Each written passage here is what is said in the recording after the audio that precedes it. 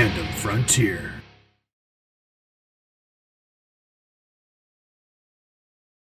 Hello, Nerf herders and bounty hunters, and welcome back to Fandom Frontier. I'm one of your hosts, Handsome Dave. I am your other host, DJ Zebo. And we had to do that. That one, absolutely. That was good. Welcome back. Welcome back. We'll address that elephant in the room quickly. We know that we said that our last episode, ironically enough, was our anniversary episode. Yep. And we made the comment that we don't know how long we'll be able to do this for. And then we kind of just disappeared.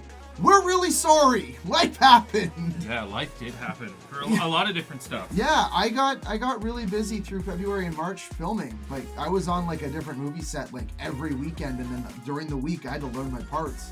And then just a lot of family stuff. You had family stuff. You were busy with work. You got a promotion, and you were just like, man, it was insane. We just didn't. You know what? And it was funny because I think Dave and I both thought maybe hitting pause on Fandom Frontier would be a good idea, but I don't think either one of us wanted to say it to each other. We didn't want to say it. We also didn't want to do it. Yeah. No, I felt bad too, but we didn't want to do it either because we love doing this. But it made sense for a bit. We still hung out through it all, but just didn't have a lot of time for recording. And that was it. We were just tired. Yeah. I mean, like, and then by the time I finished filming, I got COVID again. Okay. And then I went away to Iceland. And then I came back, and now I'm back, and now we're just like, let's fucking go. Let's go. So you clicked on tonight's episode, and that only means one thing. Pick it up! Pick it up! We're talking about Star Wars! Dave really likes Star Wars. Really? Yeah. I do? In case the fans didn't know. Shit, I didn't know that. Yeah. I like Star Wars. I really like Star Wars. I would say that I am a pretty big fan. When it comes to this, nowhere near like Dave. To me, you're a casual viewer. Yeah, which is I'm not at all, but to Dave, probably. Yeah, but that's okay. That's okay. Like Star Wars will always have a special spot in my heart. Yeah. And that's the thing is, it's just I can't even describe it. Like I make a post every May the 4th. Yeah, cheers, guys, Star Wars. But yeah, so Star Wars will always have a special spot in my heart. It was my first like. I don't know. I mean, even when I first saw it, it wasn't really that big. It was just a trilogy, but it was known. Dave and I are like age-wise too. We're right in between. We're too young to be like going to the theater for obviously the original trilogy, but we're a little bit older when the prequels came out. Yeah, I was like a teenager, college almost. Yeah, I feel like I was 16, 17. Yeah. You know, when the last one came out, Revenge of the Sith, I was actually just in grade 10, I think. So, okay. Yeah. I would have been grade 11. Yeah. So. Yeah. I'm a big fan. I think Star Wars has made like an incredible comeback recently too. Yes. Obviously with Disney's acquisition and all that, but also just I'm not saying we'll get into that later. I know, and I'm not saying that's necessarily a good thing. I'm just saying that Disney obviously has the marketing to make whatever they do huge. Yes. Plus Disney World and all that. But anyway, and just Lego, everything. Yeah, that helps. That helps. Yeah. I do. As you all have seen the Lego episode, you know I'm a sucker for Lego and Star Wars. Yeah, put my love together. Yeah. Man, there's so many good Legos because of that. Yep. You just take two things I like. One of them's already going to be Lego. Yeah. Venom Lego. Carnage Lego. Marvel Lego. Whatever. Star Wars Lego. Yep. Harry Potter Lego. Yep. It just works, man. But we are not here about Lego. We're here about Star Wars. Okay. And we're going to dive into the questions right now. Yeah, my first question actually is a perfect opener, I think. Perfect. Dave, why do you think so many people, young and old, gravitate to Star Wars? And you know what's funny? I'm going to get really, really, really spiritual about this. Fine, go for it. I think it was, you will always remember the first time you see those words on the screen a long time ago in a galaxy far, far away. Because that just like sets up anything could happen. Yep. You don't even know. Like you see that and you are going on a trip. And it is going to be awesome. You don't know what to expect. And then it's all silent. And then all of a sudden, BOOM! Yeah. And it's just like, you know it's cool. And like just how they've kept that the same for all of the main entries in the movies where it's the scrolling credits. It's like it's like the consistency, you know? And I mean, sure the movies fluctuate in consistency of like ability. But again, it's one of our first adventures. Yeah. And and seeing, again, as I said, like one of my posts, I'm like, I bet if you can think back really hard, you can remember where you were the first time you saw a long time ago in a galaxy far, far away. I can't, but I have an equally 'Cause that's amazing. alcoholism, boys and girls. No, I was young. This was crazy. Yeah, we've So determined you were a young one of alcoholic. my fondest memories was I did some backpacking through Australia when I was younger. Met some people, and we set up this tradition where on Sundays in the region that we were in, it was $5 like full pizzas from Pizza Hut. Like you get a Hawaiian pizza for $5 Fucking hey. on like Sunday from 12 to 3 or whatever. If Iceland proved anything to me, I am living in the wrong part of I the know. world, and this is just making it more. We would consistently just want to watch a movie and eat pizza, but we always just gravitated to Star Wars. So I don't remember the first time I saw it, but I remember being there with people that I had met from all over the world. Like Yeah. there was a guy from the UK, a guy from Santa Monica, just a girl from France, and we're sitting in this room on the Gold Coast, eating pizza, watching Star Wars. Could we have rented something new? Everyone had already seen it. But you did. You rented A New Universal. Hope. Oh my God. I also think I'm that, like fine. you mentioned, the spiritual aspect. Star Wars has all this technology that is super far in the future, or just doesn't actually even follow laws of physics at Yeah. all. Just crazy cool. But there always is an unknown spiritual element to Star Wars, and I think a lot of people gravitate towards that too. Just this, Absolutely. they talk about the Force scientifically, but also it's this just unknowable thing. The order and the chaos of the universe are constantly battling each other, Absolutely. and I think that is really, really cool. It is. It's very, very cool. Okay, sorry, I'm not sick, but if I sound a little bit off, I have a thing. Don't worry about it. He has plenty of things. He always has a thing. Yeah. He always has a thing. So, next question. Yes. Going hitting hard. Favorite Star Wars character? Just only one. Good, bad, anything. We're gonna get into that. I have two. I can't narrow it down from these two. Fine. Fine. Okay. We're always compromised. Darth Vader. Darth Vader, hands down. How come? Probably one of my favorite arcs in all of Star Wars. You see him as a child, you see him as a Jedi, you see him as a Sith, and then you see him right back to as a Jedi. Yeah. You know, it's that perfect. And I feel like there's just so much around Darth Vader, and then like the cartoons and the comics expand on that. Oh my God. Like yes. seriously, like I can't like that when Ahsoka and Vader take on each other in Rebels. Just that scene is just like, my God, so well done. And I know That's a fucking cartoon, and I just like, you know what I mean? Like there's some like, again, and even in the comics are great too.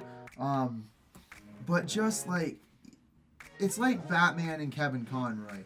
When you hear that's an interesting comparison. when you hear Darth Vader, you can't not hear James Earl Jones. Yeah. And that's like, even reading it, and like even like I'm so thankful for when they had him in the cartoon. They actually got James Earl Jones to do the voice of Vader. And I thought that was pretty cool. But the other one, and this is probably more recent that I liked him, but it's my man. It's the Boba Fett. And it's actually for the same reason as Vader, because you kind of see him, you see him as a child, see him get his dad killed, and then you don't see him until Empire, when he's just a bounty hunter. Again, they expand on him more in the extended universe with the comics and the books and everything like that. But one thing that really solidified that Boba Fett is probably one of my favorite characters are these right here. If you're watching on YouTube, you'll get it. So this helmet is actually the helmet from Mandalorian. This is the first appearance of him, and these stripes here actually changed color. So in the original movies, Empire and in Return of the Jedi, these were yellow. But when he redid his armor, they turned red. And apparently, in Mandalorian culture, yellow represents vengeance, where red represents redemption. Oh. And I had no idea about this. And there's something about that just really hit home. And then like seeing his character development in Mandalorian, and then Book of Boba Fett, and then getting his backstory when he was with the Tuskens, and then understanding that with the Tuskens, that's why they changed color. I'm like, you know what? That is really good writing right there. Yeah. And I thought that pushed Boba Fett right up towards Darth Vader, because I thought that was really well done. All right, that's fair. I want to say that I know that he gets some hate, but Hans Christensen, what's his name? Who plays Hayden Christensen. Hayden Christensen. I feel like taking on that role, knowing it if you're a fan, would be so stressful and hard because 100%. it is the ultimate story of a well-intentioned group of people and this kid. I think he's supposed to be the savior, and through a series of unfortunate events and just bad stuff, he becomes the ultimate bad guy. Can I play devil's advocate to that? So, the whole prophecy from the Force is that the Chosen One will bring balance to the Force. I see 2 Jedi and I see 2 Sith by the time Order 66 is done. I don't know about you, but that's pretty well balanced. Yeah. I mean, that's balanced to me. So, I don't know if that's pretty terrible, if that was just him living out the prophecy. Like, that's how I look at it. I'm just like, everyone's just like, oh my god, he turned evil. I'm like, he's the Chosen One. I'm like, yeah, he was still the Chosen One regardless if he was evil or good or not. Because there's 2 and 2. And there's your balance. Because even if you read the extended stuff, like, there's always been an extreme amount of Sith and then an extreme amount of Jedi. And, like, one side was always lacking. And then fucking Darth Vader comes around and been like, I'm going to tip these scales till they're balanced, bitch. And he did that. And I mean... If it was supposed to be I got a weird, not even one child question. at a time. Yeah. If it was supposed to be somebody that was supposed to bring balance to the Force, shouldn't it have been one of those Grey Knights? Like, you can argue that, yeah, for sure. Aren't they technically... They're not Jedi, they're not Sith, they're Force users that are in the middle? Well, it's like Ahsoka. Because Ahsoka leaves the Jedi Order, and, I mean, she still has a connection to the Force, and she still uses lightsabers, and she's damn good at it. But, I mean, again, if you're a casual watcher of the movies, you won't know who Ahsoka is. Yeah. But, at the same time, like, I'm going to quote Obi-Wan on this. What we said was true from a certain point of view. Oh, my God. Yep. All right, that's fair. That's fair, right? Like, I mean, it all depends on how you look at the medium. So if you watch just the movies, I mean, that's pretty well balanced. Don't worry, I'm gonna get. But there's very few Grey Jedi. Like, I mean, you can argue that. Well, they generally don't. They're like, we're not interested in this conflict. We're out doing our own thing. You can argue that Rey was a Grey Jedi too at the end of Rise of Skywalker. She didn't care. She just went off and did her own thing. And, you know, stole her identity from her dead adoptive parents. Yeah. Yes. Identity theft is not funny, Jim. No. Yeah, so I would say that for me, my favorite character, and this is going to sound corny, I'm not into it as Dave, but the Mandalorian himself. That's fair. I'm going to get into it later, but any series that has a massive expanded universe, Lord of the Rings, Star Wars, where there's just so much stuff in the background that you can look into that aren't in books or movies or anything else, I'm into. So because of that, I love The Mandalorian. I love diving deeper into Mandalorian culture. If I had to pick like a mainstay, I'm a big fan of Obi-Wan. Old and new Obi-Wan. Both, like, I mean, even like both those actors, like, I mean, you could see Ewan McGregor grow into. Absolutely. Yeah. And I love that as a Jedi, I think Obi-Wan is one of the most sympathetic towards the Sith being misguided. He doesn't just see them as evil. He does see them as enemies, but also just the opposite side of the Force. I think he understands the Force better than a lot of other Jedis do, in the sense that it's not just this good versus evil thing. Yes. I agree with that. So, oh god, and it is, again, the scene, like, love it or hate it, him and Hayden Christensen having that final fight, he is literally heartbroken. Yeah. That, I have the higher ground, all those memes, sure, but he knows he's gonna win, and he hates himself for it. Yeah. I love it. Okay, man, question 3. Yeah. What is your favorite part about the Star Wars expanded universe? Oh, that's the Vader comics. The Vader comics as like a big, as a Darth Vader. Are they canon? Yeah. Okay. Well, the new ones are. Mm-hmm. Like all the ones from like Greg Pak and Pak. What's the other guy? I can't remember the other guy. They're now starting like a 3rd series. I don't like the 3rd series that much. And I haven't read a Vader comic in I think almost a year now. I just don't care about them that much now. But the thing is, like, there's one called Vader Dark Lord of the Sith, and that, to me, it takes place 10 minutes after Revenge of the Sith ends. Oh, that's really cool. And it's just like the forging of the Empire when they go into... So Vader wakes up and he doesn't have a lightsaber. He has to actually go out, kill a Jedi, and then corrupt a lightsaber with his hate and anger, and that's why they have red lightsabers. That's a thing? That's the thing. That's why Sith have red lightsabers, because they kill their first Jedi, they take their lightsabers, because there's no red kyber crystals. That's what I was going to say. So they like corrupt the kyber crystal. They corrupt the kyber crystal with their hate and their anger.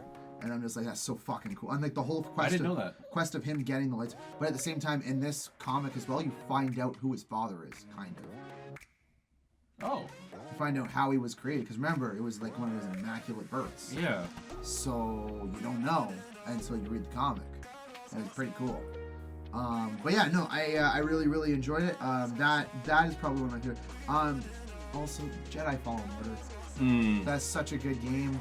Like I didn't think I was gonna like it, because I'm like I lose faith in fucking video games a lot, and then I'm like, all right, I'm gonna try this, and I did, and I actually ended up really liking it. I actually stopped playing a lot of games that I was like, oh, people are like, oh, you should play this, Like, fuck off, I'm playing Jedi Order right now. And, I really enjoyed it. I think it was well and done. It's canon as well. Yeah. So I'm like, and then they're talking about the new Obi-Wan show that there might actually be some little things from Fallen Order in there, and I'm like, I'm okay with that. I'm here for it. What about you? I'm gonna agree. First of all, that I think Star Wars suffers from the same thing that any big IP does, is when companies get a little bit hungry for money. Bowel syndrome? Yeah. Oh, okay, cool. Well, I'm thinking like Warhammer. talk. Warhammer's another prime example. There are some really good games. There are so many bad ones. Yep. Star Wars has the same thing. There are definitely some good ones, but some bad ones too. Absolutely. My favorite part of the expanded universe, probably. I'm just trying to think what specific stories. I would say that game-wise, I'm Dave. I love Jedi Fallen Order.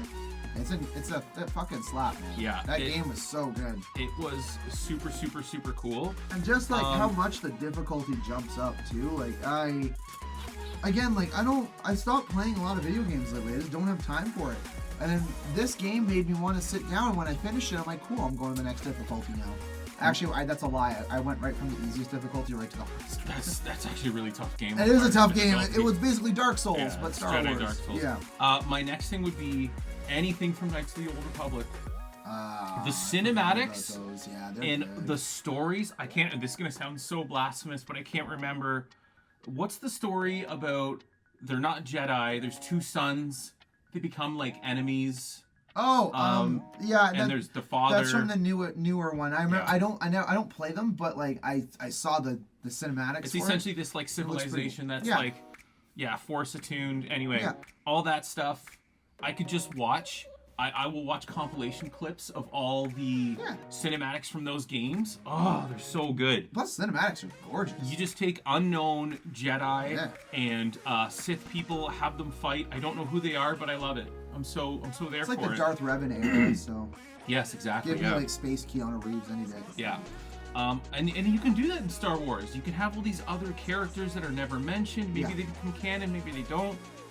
There's just so much opportunity for everything, which is why Disney's so happy that we have it now. Favorite Star Wars book or comic? I don't mind. Want me to go first? Yeah, you go first. I mean, it's the only one I've actually read, which sounds, I know this, but I've had opportunity. It's when Dave gave me Vader Down.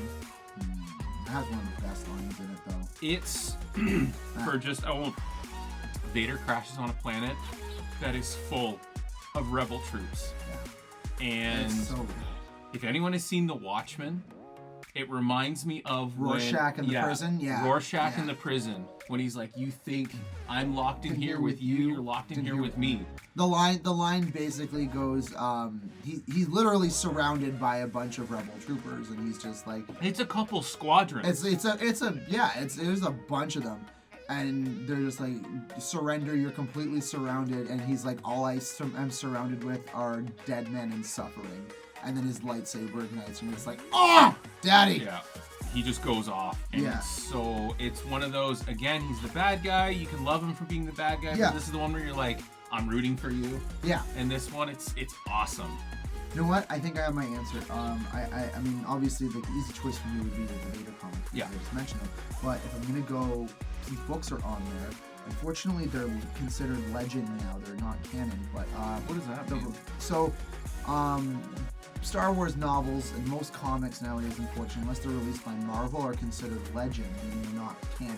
Okay. Because when Disney acquired them, they had Marvel rewrite them and create a new universe, which kind of sucks because you could just build upon that, but they want to do their own thing, and they're Disney, so they can do whatever the fuck they want. Yep. But anyhow, the books that I'm talking about are the Republic Commando books. I read them in high school, and I couldn't get enough. They're actually by S.D. Perry. She wrote the Resident Evil books, which is, surprise, surprise, another reason why I wanted to read them. But just her writing style for like video game based books is really good, and it expands more on the video game for Republic Commando, where you're playing as like a Delta Black Ops group of Republic Commandos. It's pretty badass, and it had nothing to do with Jedi. There was actually no Jedi in any of the books until the Order 66 book. So it was just basically like going about troops life, and I actually kind of really like. I like when Star Wars has nothing to do with Jedi.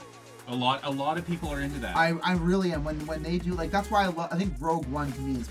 I was just gonna say peak, Rogue One. Peak Star Wars for me is Rogue One, because like, the only time you see a Jedi is Darth Vader at the end of it when he's murdering everybody. Yeah, but it's about regular people taking on an impossible task. That's it. That's it. That's being courageous. That is the better Suicide Squad movie. Yeah, that's really true. Yeah. It's easy to be courageous when you can literally block laser shots with a sword. Yeah. And throw things with your mind. Yeah. Not so much when you're just like, I can't do any of that. I'm gonna go on record to say this because since we're talking about it, Rogue One.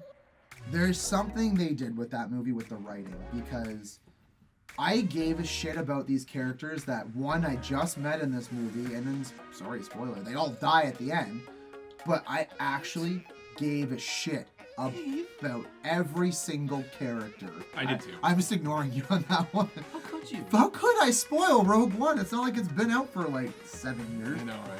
But like, it's the thing is like, they did every single, even K2's death, I almost cried in the fucking theater. Like, K2's so funny. That's just Alan Tudyk though, right? Yeah. That's just genius casting. But at the same time, they did something with that movie that I cared more about those characters than I have any of the sequel trilogies, anything like that. I actually cared. That was really well done. So that's, yeah. All right. What's your least favorite, or you know what? Let's not say least favorite. I could pick one. Yeah, but least favorite or most overrated Star Wars character. I like the same movie. No, I want a specific character and why.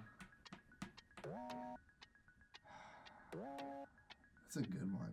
Yeah. Do you want to hear mine? Yeah. It's gonna be bad. Han Solo. Yeah, this is blasphemous right here. Blasphemous, even to me. But okay, I'm gonna say this right now. There is no way we can say anything without anything. Of course, anyone, of course. Yeah. I'll explain why. He is he starts off as a smuggling badass, and I get it. But I think if you really look at his story, at the end of it all, he gets wrapped up into something he never really wanted to be part of. Yep. And ultimately, at least as far as the movies go, his redemption is finally getting some... I don't want to say it, but it's been out for a while. I can say it now, right? Yeah, of course, go for it. So finally his redemption arc is trying to give his son the love he deserved and getting stabbed for it. It's not Oh, well. and I get why his character was necessary. He is the anti-hero. Yeah. But through the whole thing, he's dragging his fucking feet to the point where Leia's like, shit or get off the pot. Are you staying or are you leaving? And still then he's like, no, I'm gonna leave. And then he finally comes back and everyone's like, oh, the hero. No, you bitch. You should have just been there the whole time. Or not been there the whole time. That's fair. Should or get off the pot, Han. Yeah. That doesn't mean that I hate him. Mm-hmm. I just think for everything he did, there are actual heroes in the big Star Wars saga of Jedi versus Sith, Empire versus Rebels. He is just there, and he does a lot, but it's always with, like I said, he's always dragging his feet, and that kind of makes him less interesting to me. Sure. All right. Mine's Jar Jar. Oh my God. And Nobody actually likes Jar Jar. Yes, they do. Oh. I've found people because of the cartoons that now like Jar Jar, and after really muscling through those, because honestly, like, I will go on record to say this right now. I like the Clone Wars, but I only like the Clone Wars cartoon from season 4 on. Everything else leading up to it was like pulling teeth. It was horrible. I hated it. But everyone's like, oh my god, there's so many good Jar Jar episodes. No, there's not a single. They're all horrible. He's obnoxious. I hate him. I can't do it. It's just the fact that he is now getting loved by people. I'm like, no. Just stop. Okay, so in your opinion, Dave, this is a separate side bonus question. Yeah. How did he ever? Sound it out. I'm trying to phrase this properly to make sense. Junior. I want to hear your opinion of the writing room when the idea of Jar Jar was born. Tell me how that went. There you go, Lunchbox. You Thank feel better? Yes, I do. Thank you. I understand the reasoning for Jar Jar. I want to hear what you think, though. I want to hear from nothing to Jar Jar fully. How did that, what did somebody say? Oh, I don't know how that went, but I know why they introduced him. They introduced him because this was Star Wars for those kids. It was for us. Because I was in the 5th grade when first episode 1 came out, and that's when we first met Jar Jar. But I will be honest with you, didn't give a shit about Jar Jar then either. My dad, who's never watched Star Wars, took me because I was a nerd. Yeah. And even he in the theater turned to me and was like, is this a joke? I'm like, as a kid, I remember being like, I don't know what they're trying to do. Yeah. Even as a kid watching the movie, it wasn't like in retrospect, once all the hate came out, I was like, oh yeah, he sucked. Yeah. When I was watching it, I was like, what is happening? Yeah, no, it just didn't make any sense at all. Like, it didn't, it was pointless. I do like the idea, though, the best story that he is a Sith Lord. It doesn't make sense, though. It doesn't fully make sense, but there is a bunch of stuff that does support it in a hilarious way. My favorite one's like, oh, look at all the Sith Lords. They have yellow eyes. Jar Jar has yellow. Well, no, there's like a bunch of times where he's like... So do people that have pancreatic cancer. Yeah, you don't think there's a bunch of times, though, where he's like, he's going to get shot, or he miraculously, like, slips out of getting hurt by something, does backflips. Yeah, I just, like... I get it's totally fake, but it makes me feel a bit better. It is very funny. I know. But yeah, no, I get why, but they just did it so poorly that he's probably the most hated character, and and the fact that people are like, oh yeah, he's got a redemption. He does not have a redemption. Like, he has episodes, and they're not good. And like there was a point I broke down the science of Jar Jar to someone, and they're just like, you need to stop breaking down a cartoon. And what doesn't make sense? He's a freshwater species. Why is he jumping into a saltwater ocean? I get that he's the cavalry, but as soon as those freshwater, amphibious creatures dive in this salt water, they're all gonna die. Like, what's the point of them being the cavalry at that point? I feel like you need to stop. You need to stop looking into this. I'm like, I know I do, but that's just proven science right there.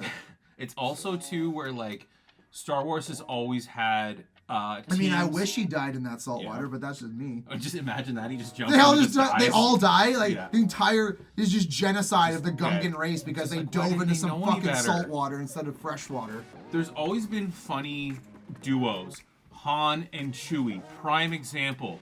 Comedic relief right there. Are either of those characters dumb or unnecessary? No, but they have this amazing banter back and forth. Then you get Leia and Han. Luke and Leia, Luke and Han. There's all these funny dynamics of all these different people getting together for a greater good. But Jar Jar, I felt like they just shoved him in there just completely unnecessarily. Exactly. It's painful. Yeah, that's a good one. That's all right. So, in order for the movies, how would you rate them? By threes? So we have the originals, prequels, and the sequels. Bottom tier for me? Yeah. Sequels. Okay. I can't stand the sequels. Middle tier would have to be prequels. But originals. By a close first, Rogue One. Okay, you're including the expanded universe. Because Rogue One, no, that's not technically expanded. Oh, I didn't mean expanded, but I should have. Because that's just I call that the bridge movie. It is literally a bridge movie. Also, it's my mindset alone, like you had just mentioned, Dave. The second you take out the major Star Wars saga of Jedi versus Sith, it's like people kind of... They forget about that. Yeah, and you're right. It's not expanded universe. It's part of the story. That's how they got the Death Star plan. Exactly. I mean, don't get me wrong. I'm one of the people that love Solo, but I would not put that on this list. I'd actually probably put that after the sequels, before the prequels. So I actually enjoy the prequels. But for me, always the OG trilogy. But then just above that, I would go Rogue One. I would just though, because like the originals are just timeless. They're like, you know, they resonate with everybody at some point. But at the same time, that's how you do modern Star Wars, and you do modern Star Wars well. Yeah. You know, and then they took, like, Jon Favreau took notes from that when he brought The Mandalorian to life. You know, and it shows. It really shows. Like, it adapted that dirty, gritty Civil War Western, you know, and that's what Star Wars is. Like, I mean, get rid of all the fucking Muppets and the Ewoks and the lightning swords, you know. Yeah. No. And it's literally a civil war. Yeah. So it's not supposed to be clean and fun. It's time of war. Yeah. And that's the thing, is that's what Rogue One and that's what Mandalorian and Boba Fett have done. And I'm like, I love that. Yeah. I love that. Fighting against impossible odds a lot of the time. I guess the second part to that question then, is there any movie that you straight up are like, I wish this was never made? Or you know what, I'll extend it to like even a comic or anything. Is there anything that you're like, it's so bad, I really wish they didn't do this? Yeah. Which one? Or what? Rise of Skywalker. It was okay. At the end of the day, it was like the season finale of Book of Boba Fett. It was just okay. It was just okay. It just didn't do anything for me. Because, like, everyone hated The Last Jedi. I actually didn't mind The Last Jedi. There was some pointless scenes in that. And then everyone hated it so much that J.J. Abrams had to come back and be like, okay, well, I'll have to spend half of a movie fixing what that movie did and then finally tell my story, the last half of it. Yeah. And then, like, all he did was rip off the MCU. Yeah. And I'm just like, you didn't do anything new. I wanted to like it. I went into it open-minded. Like, that's the thing, is, like, I actually, like I said, I went into Last Jedi open-minded, and I really enjoyed it. I wouldn't say it's my favorite, but I mean, it was, yeah, thanks, man. It was okay. But yeah, I just, I don't know, I just didn't like how that ended. I think you bring up a lot of good points. I think mine would be, I'd probably have the same answer as you. Originals, that's where it all started. They gotta be number one. I actually prefer the sequels to the prequels. And this is a bit controversial. No, it's fair. Here's why, though. So, it's totally fair. Jar Jar Binks is a huge part of why I hate the prequels so much. I can't. That's why I can't argue you on this, and because it's true. There are other shows. We were talking about, I'm not going to give any spoilers, but we were talking about the Batman. There's a particular story in the Batman that is a little bit unnecessary, and they could have done it in another movie. And the movie would have been the same. Jar Jar Binks is so entwined in the prequels, you can't pull him out without changing the movie, which is why I hate him even more. Yeah. And also, I love pod racing as a side thing. So good. No, but that's the thing. It was so good, but it was like, you had this giant story, and I get it. It's about Anakin's beginning, but I just felt like it was a little bit much. I don't know if it was necessary. And here's why I like the sequels. Because I don't love Star Wars as much as you, I don't think it's as sacred to me. That's fair. They were Disneyized, and it was just a fun romp. Do I see why people that love Star Wars would hate them? Yeah. Oh, God, yes. That's fair. I also really like Kylo Ren as a character. He's not a bad character. I like this flawed... I just don't like how he was written in the first part of, like, Force Awakens. I like his story arc in the second one. Yeah, okay. And then, I'm like... the same. and then, like, it was just okay. His ending was just okay. Yeah, his ending wasn't great. Yeah. I wish there was... He's a good... Adam Driver's such a good actor. Adam Driver's a great actor. I love Adam Driver. I wish he... The first part, you clearly get this idea that he's very conflicted. He's just like Anakin. He's very torn. I wish they wrote that out more. He makes his decision, but then he kind of backtracks on it and then he's like really sad about the decision that he made, and it's But that confliction's great. I know, I wish it was fleshed out a bit more. I agree with you that I felt like it kind of had this like went on a bit of a hill and then just kind of fizzled. Yeah. Didn't have a great ending. But I'm gonna agree with you. Rogue One, one of the best Star Wars movies ever made. For me though, like, and then I'm not telling you to make a good point. You really did make a great point. I actually will admit that I think the prequel trilogy moved up in the list for me, just because when I finished watching like Rebels and Clone Wars, there's just something about Order 66. Like before, like when you first watch Revenge of the Sith, like obviously Order 66 is devastating. You're seeing all these Jedi get killed. But then when you see the scope of it, like through Bad Batch and Clone, like the last 4 episodes of Clone Wars, like you go back and watch Revenge of the Sith again, and it's a beautiful movie. Like it's like it really makes you like when Order 66 happens finally in the movie. I don't know, it makes you feel You're making sad. me yeah. So I'm gonna say that in a weird way, I agree with you. Yeah. Revenge of the Sith is, you know what? There's parts of the movie I absolutely love and just parts that I hate. Yeah. Darth Maul, I really love Darth Maul. I wish we had more Darth Maul. Well, again, you do in the extended, like of the course. cartoons, but yeah, I mean, that's what I said. Like, it's a certain point of view. The people that don't watch the cartoons, the people that do. Yeah.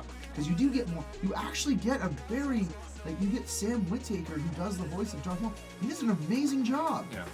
That man literally created my vocal warm up when I do voiceovers. That's awesome. That's like, cool. Little side tidbit. Yeah, absolutely. I literally do the whole Kenobi yell before I do a voiceover just to warm up my range. Just to add to, because we were talking about the movies, I would say though that recently, thanks to John and his team, any like The Mandalorian, Boba Fett, Bad Batch, Clone Wars. Bad Batch did something to me that I wasn't ready. Like that ending. So if you haven't watched Bad Batch, it's about like a clone battalion, like a specialized one.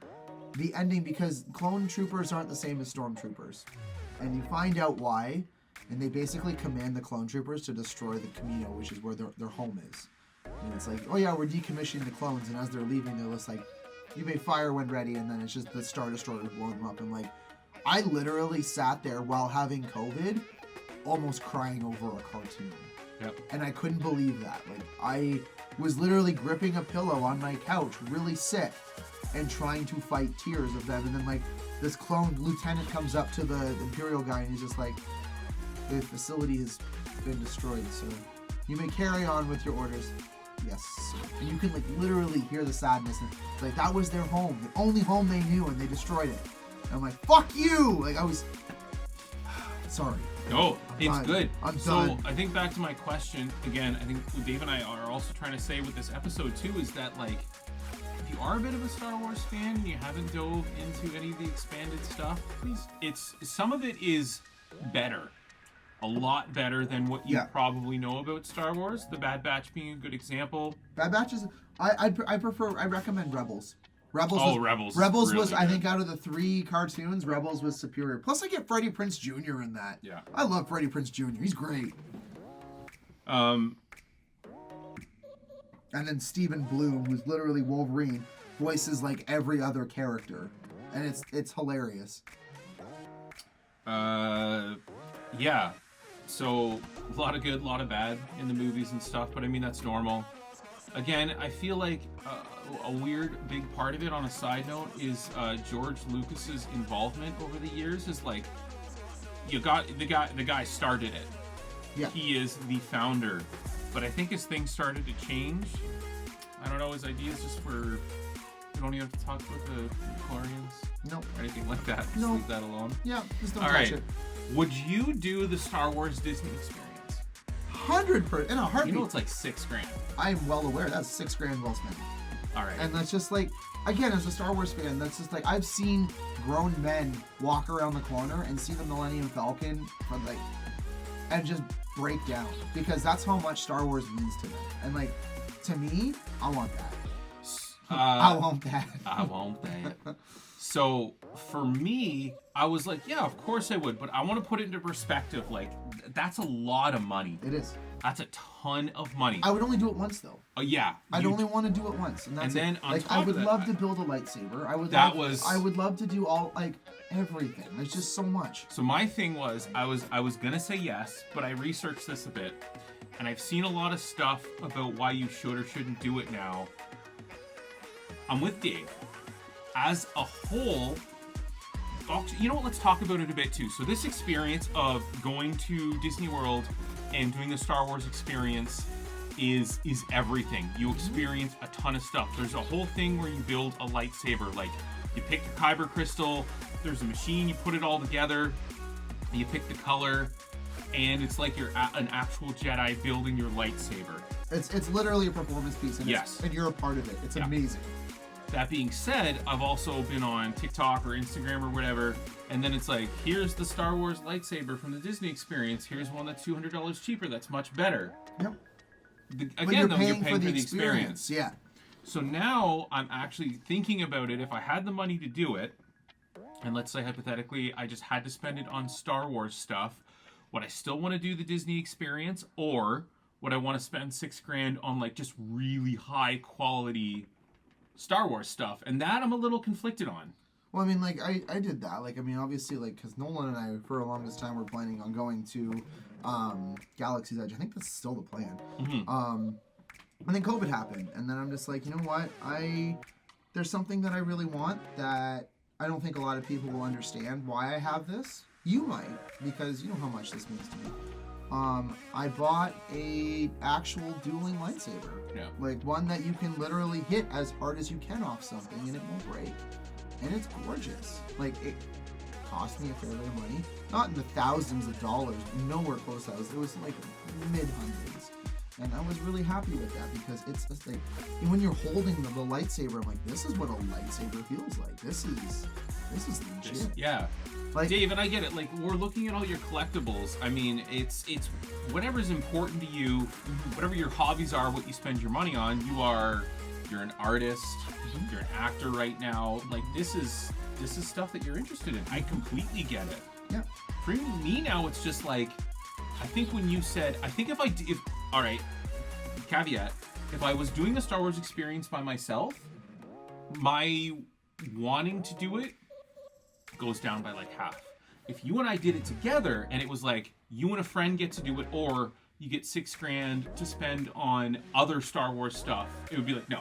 If I get to go with a friend, yeah, 100%. That experience goes up by like 200%. I have a dream that one day, whenever I do decide to get married, I would love to have my bachelor party at fucking Galaxy's Edge. Are you kidding me? Oh my god, that would be incredible. That'd be incredible, but completely unrealistic because that is so expensive. Like, that money could go to the wedding, but like, that's like, that's the dream. Yeah, that is the dream. You know what's funny that you said that? Now that you're talking about doing something like that, so there's these commercials recently that star Ewan McGregor. I saw that. Yeah. Yeah. It's not Star Wars related at all, but it's Bitcoin, is it not? No. It's just a traveling website. But it's him saying like, you don't get to take your stuff when you die. Yeah. So spend it on memories. That's the thing is, like, I don't even care about the lightsaber. It would be like me going with my best friends to the fucking Star Wars Galaxy's Edge. Like, that's what I mean. Like, that's what I would love. And I know who I would bring. And that's the best part. And yes, you're one of them. So, like, yeah.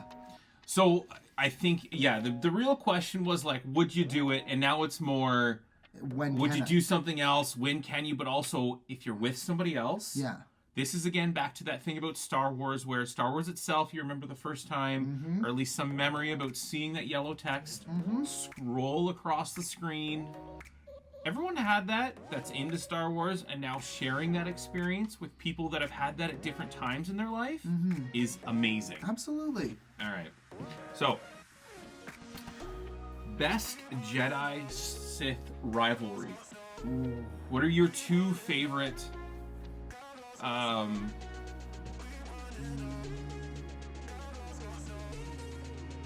don't know as much, so I can say mine. Go for yours, because I gotta sit and whittle this down. Ewan McGregor and Grievous. Grievous.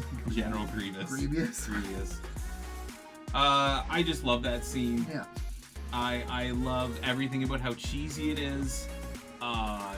I like that also he's like a cyborg at the point that like him being sick all the time, and then the forearms, and then the lizards riding on the side of the walls and everything else. Yeah. And he's still just Obi-Wan Kenobi with 2 hands and normal. I love that rivalry. I got mine, and it spans a couple movies and a couple TV shows. Obi-Wan and Maul. That's a big one. Just because like it's your classic action movies, like you killed my master, and then like they have this thing going, this like, I mean, obviously it's just the one movie if you only just watch the movies, but then like the show. Again, back to what we said. There's so much more if you watch more than the movies. and it expands through Clone Wars and Rebels, and it's just so well. And again, you get Sam Whittaker as Maul, and Maul, he's fantastic as Maul. He did such a great job. And I gotta go over. I want to do a Vader one. I really want to do like Vader and the Inquisitors, but like people listening don't watch movies. Who the fuck are the Inquisitors? Yeah. But like there's so much like in the extended universe, like in the comics and in the games, like Vader and every rebel soldier. Vader and his own generals. Vader and just the rebels. Yeah, Vader and his own general. Yeah. I guess they don't have choke fetishes. The guy that he chokes out, who in like the original trilogy, Admiral P. Oh wait, which one is it? Because he does that to a lot of them. There's one who I think actually is higher in rank than Vader, technically, who he chokes out on like a bridge in one of the original trilogies. No, well, there's one in the New Hope when they're having their meeting about the Death Star plans. The only one who can out-talk Vader is Grand Moff Tarkin. That's why he says, Vader, release him. Okay. And that's when he does. So the one he was choking out was just another. I think lieutenant. Yeah. But Grand Moff is like, him when he lets him go. Yeah. He's like, I report directly. I remember that. Yeah. That I love. Grand Moff Tarkin, what a boss. To be able to say that to Vader. I know. Woo! Right? And it's funny because again, like if you watch the cartoons, like you see Anakin meet Grand Moff when he was just a captain. Yeah. And it gets really good from him. And I think the funny thing too is Grand Moff knows that Vader has a temper where Vader would break protocol and kill him if he felt like it. But the fact that he just listens, knowing his place. Oh, that's beer. Oh, I was excited. Oh, did you want cider? No, it's all good. I'm shocked. I was like, oh, sorry. I was just Lanchard. I didn't look at it. All right. I went from fucking collective discount White Claw to beer. I was like, discount White Claw? I'm just kidding. How dare you? So yeah, I already said mine. I would say, and that's just like a typical answer. I'm not gonna really remember. I do like that you mentioned though Darth Maul and Obi-Wan, because obviously there's that death, and then there's the point later when Vader kills Obi-Wan and like make sure that Luke sees it. So it's just this, again, it's the continuation of that cycle of order versus chaos. Bless you. So, favorite Star Wars video game.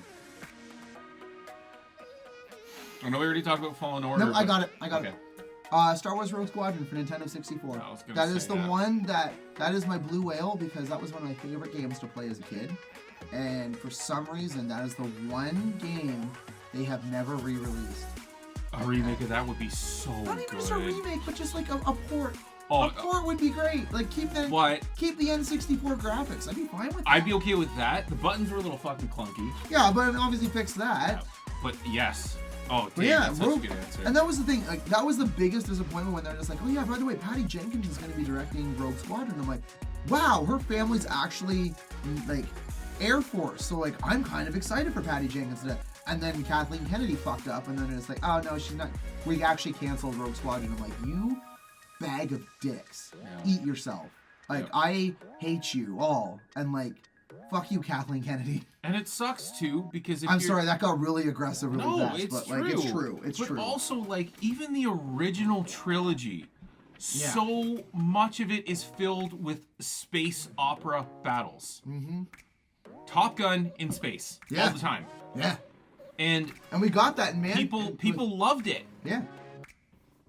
We got that Top Gun moment too in Book of Boba Fett with Mando. Oh yeah, that was fucking sweet. There was a recut of that where they actually put Danger Zone over it. And it was it's so perfect. So it slaps. They probably tried to license it and they were just like, no, we can't do that. No. Well, they have a Top Gun movie coming out this year, so they can't do that. Yeah, Jesus Christ. Someone's getting sued. Favorite Star... that game was awesome. I would say... Whoa, did you stroke out? You were literally reading a question and we backtracked.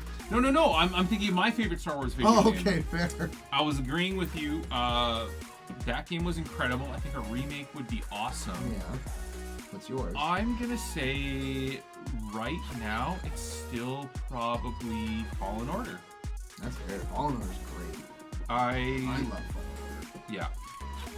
And I think it's mostly because... And it's funny, too, because I'm having a big phase where I like when companies make retro games now. Yeah. That would have come out. There's a company called New Blood that makes retro FPS games that come out now, but, you know, they have the graphics of 20 years ago. So this game called Dusk, a medieval. They're so good. Atmospheric. The music's incredible. Yeah. I would love... Yeah, like a remake like yours, or just even a port of some old Star Wars games. But Fallen Order. You have a problem. Why? I have Danger Zone stuck in my head now. Wait, nope. Don't. I know we're not. Danger Zone! I don't want to get. And we're demonetized. And we're canceled. Yeah. There's actually a lot of really. There's not too many. All right, another question, which I wasn't even going to ask. What's a really bad one? Is there a bad Star Wars game? Yeah. Because I was saying there's really bad Warhammer games. Anything that fucking EA has touched is pretty bad. Oh my god. Yeah. Okay. But no, that's another. Let's We're not not doing get that. to because I mean it's not even that they're bad because they're actually really they're really good now. But when you release Loot boxes. when you release a game, release a fucking complete game. And also, Like that pisses me off so much. Like, oh yeah, by the way, you can get this DLC for $50 next month, and then we're gonna do another one in 2 months, and it's gonna be like 80. It's like, just fucking When it's release just a fucking complete skins and shit like game. that, too. I hate. This is why I stopped playing video games because Yeah. it just got so stupid.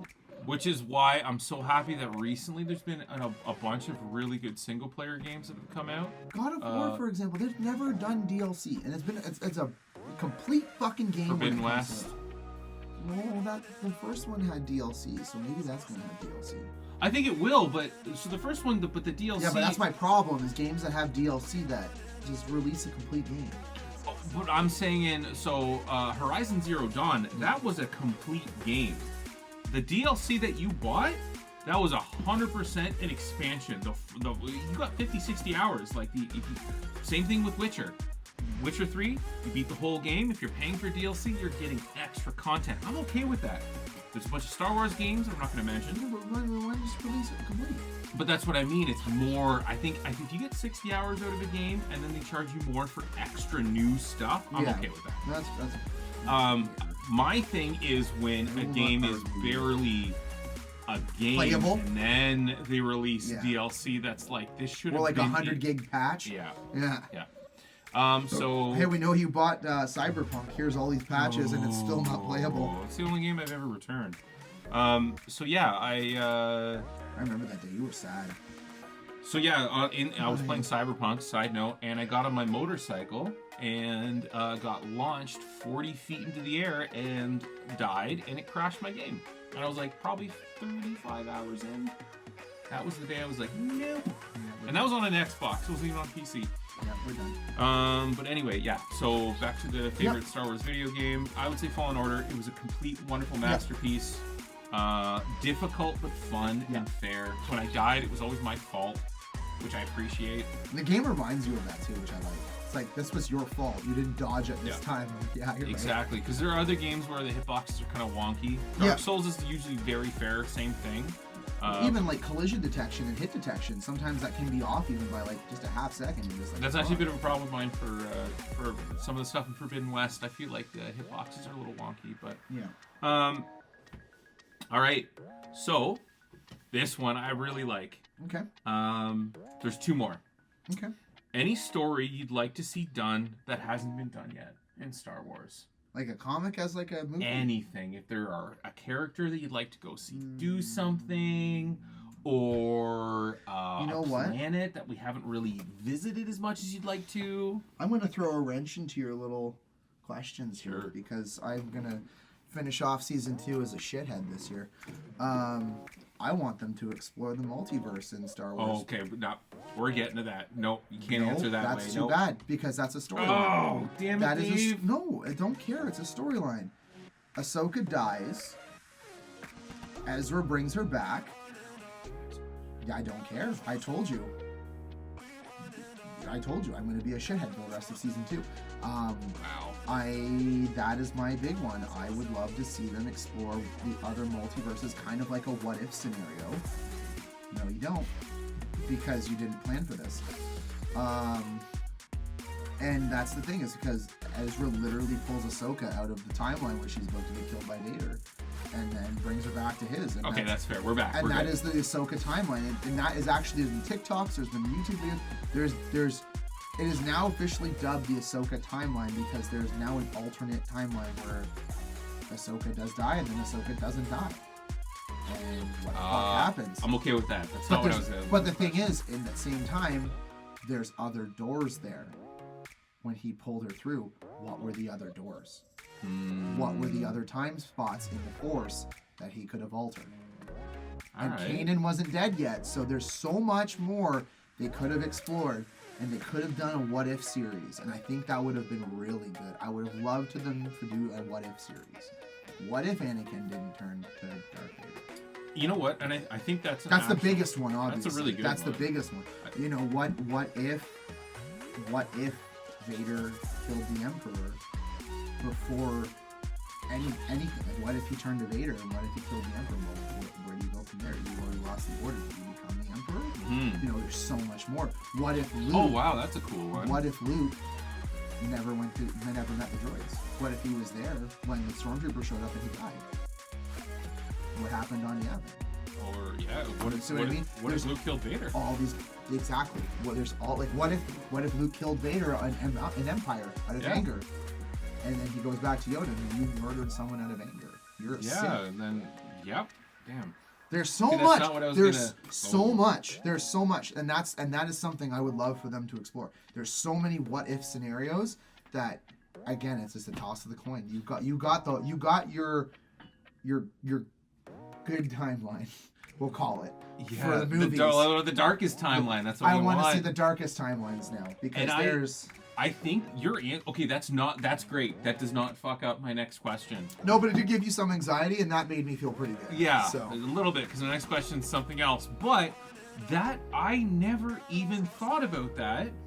I never even thought about all these what if scenarios. And the craziest thing is, now that you're mentioning it, my brain is doing that TikTok noise, beep, beep, beep, beep, beep, beep, all the calculations. And I'm like, Marvel's done it successfully now. Disney owns Star Wars. They could absolutely do a cartoon what if version. I would rather see when they do Star Wars versions. What if Luke got adopted and Leia was the one who went ends up becoming Tatooine. To Tatooine. What if she became the Jedi and met Ben? Yeah. Well, yeah, I was saying, what if Bail Organa wanted a son instead of a daughter? Yeah. Right? And you get this high. Oh my God. He'd be Prince Organa, not. Yeah. Luke Organa. Yeah. Yeah. Are we that is exploding your little puppy totally brain too? different than what I was thinking, and I love it. My answer was just, I want more. We had already talked about it earlier. I want more Rogue One. I would too. I would love more movies like that. I would love a prequel series about the Mandalorian culture. We always know what happens. We might be getting that in season 3 though. I know.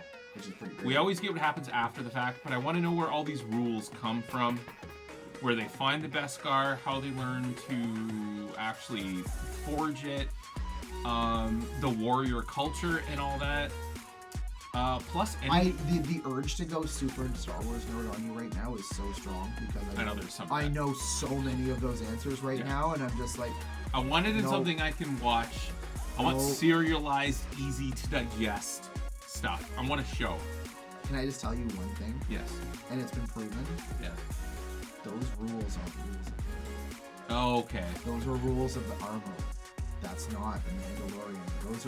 Those are what she's trained the foundlings to do. That she comes to her. I did know that they were there are those obviously Mandalorian, but there's also offshoot sex, and that's one of them. And that's what it is. Yeah. Because when she talks about Bo-Katan, because Bo-Katan is actually royalty. Mm-hmm. She's related to Satine, who is Queen of Mandalore. Yeah. And that's the thing, is where you're gonna get that, and then it's just like, and she's like Bo-Katan is a deserter. It's like, is she though? Because she's royalty. Yeah. Same with Sabine, because Sabine from Rebels her mom was a matriarch, and they didn't have those rules. Yeah. They all took their helmets off. And that does happen in the show a little bit. I did know that it was a bit of a sect, but there are other... I wouldn't be surprised if it's essentially ISIS of Mandalore. I think it kind of is. Right? Yeah. It's legitimately ISIS / a cult. Where it's like, oh, you took your helmet off your, band. It's like... yeah. It's like, yeah. All right. Last question, which I thought you were going to fuck up. You did, because you did your what if thing. I like this question. If Star Wars had an actual multiverse... No, but wait. What other franchise would you like to see combined with Star Wars? No! Yes. No, I'm not doing this one. Yes, you are. No, I'm not. They've done it well in other things. You're going to give me a fucking answer. I ask the questions, you answer them. Yeah. I don't like it. It's got such a big... You know what? No. Titan AE. Oh, shit! Owned by Fox owns Titan AE. Disney owns Fox. All right. Mic drop, even though the bitches are attached. You know what my answer was? Everything. Well, the ship's called Serendipity, right? But Firefly. Serenity. Oh, I said Serendipity. Wow. That's a movie back into. Yeah, no, that'd be cool. Actually, that would be pretty cool. I mean, I like this idea that there's in that universe there's no magic or anything. There's these the Junkers and stuff like that. But I would love for them to pick up a Jedi as a passenger, and then they're getting attacked by Reavers or something like that, and then the Jedi's just like no, and they're just like yeah. Any other ones? That was really short. I wanted a bigger answer. No, I mean, I'm happy with mine because, like, I mean, growing up, I loved Titan AE as a kid. That was a great movie. Actually, it's funny. I didn't know that Fox had a chance to make 3 animated movies to save the company, and all of them failed. You're never going to believe. So one of them, the final one was Titan AE, and it failed miserably, which I don't understand. I did know that. Do you know what the first one was? No. Iron Giant. Really? Iron Giant did not fail. That is an amazing movie. Ahead of its time, I guess. Oh my god, I know. It's funny though looking back now because it is like literally a cult classic. It is. I don't know anyone. If you don't cry at the Iron Giant, no, you're a monster. I was gonna say you're a sociopath. When I went on Easter, my nephew was watching it. He'd never seen it, and I watched it, and like I forgot how much like that. Watch it with Tegan. Yeah, I'm gonna watch. That's gonna be. I forgot how good it was. I watched it, and like. What's the middle one? You know? Oh fuck! I can't remember what it was now. It was something stupid. Was it like Atlantis or something like that? No, that was Disney. Oh, okay. Was it Fox? No, just Disney. But no, I just don't. I can't remember. I think I remember reading it and being like, "Oh, that really was dumb. That makes sense." But the other two didn't make sense because like Iron Giant and Titan AE are animation gold. Like they're really well done. They had the incredible voice cast. They had an incredible story. Because they're both. Even looking back now, the reviews on both those movies are excellent. Yeah. Very popular. So it had to have been a marketing thing. It had to have been. That's the only way that I thought that would make sense because I'm just. Oh, sorry, Penny.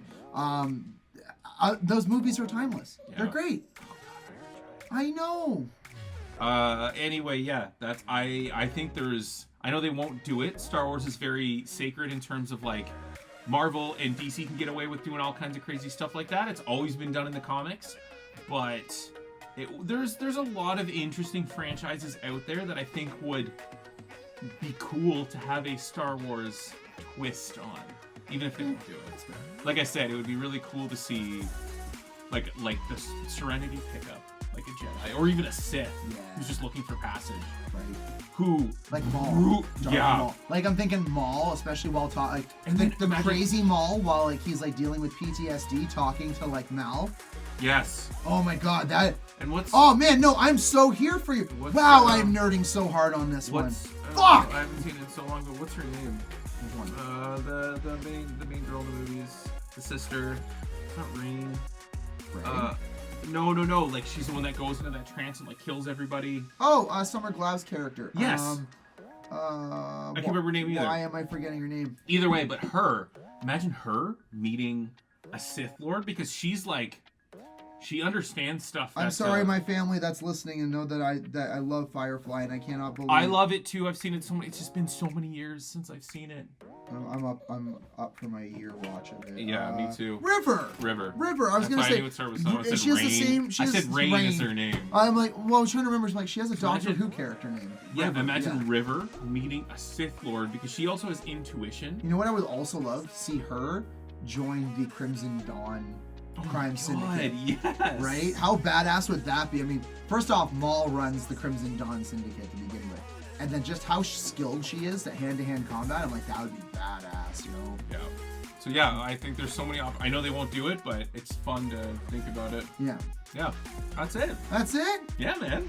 There we go, guys. We just finished our first episode back. The twin suns are getting low in the sky, so holster your blasters, de-ignite your lightsabers, and put away your goddamn rain cores. You've traveled far across the galaxy, now rest on Yavin 4. Good night, folks, and may the Force be with you. Good night, folks.